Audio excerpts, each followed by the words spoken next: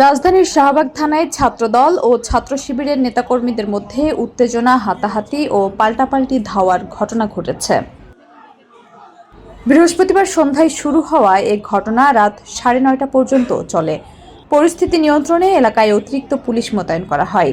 প্রত্যক্ষদর্শীরা জানায়, BNP chairman এবং প্রধানমন্ত্রী তারেক রহমানের মেয়ে জাইমা রহমানকে নিয়ে সামাজিক যোগাযোগ মাধ্যম ফেসবুকে আর্টিফিশিয়াল ইন্টেলিজেন্স এআই দিয়ে তৈরি একটি আপত্তিকর ছবি পোস্ট করার অভিযোগ ওঠে ছাত্র শিবির নেতা আব্দুল্লাহ আল মাহমুদের বিরুদ্ধে।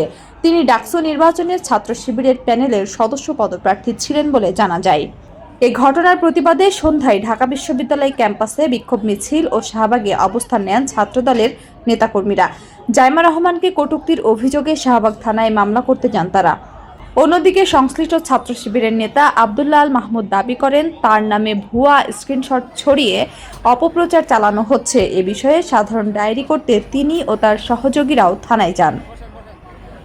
থানায় দুই পক্ষ মুখোমুখি হলে কথা কাটাকাটি শুরু হয়। এক পর্যায়ে তা হাতাহাতি ও পাল্টাপাল্টি ধাওয়ায় রূপ নেয়। ছাত্র শিবিরের পক্ষ থেকে অভিযোগ করা হয়, পাল্টাপাল্টি ধাওয়ার এক পর্যায়ে থানার ভেতরে ঢুকে ডাকসুর সাহিত্য ও সংস্কৃতি বিষয়ক সম্পাদক মোসাদ্দিকের উপর হামলা চালানো হয়।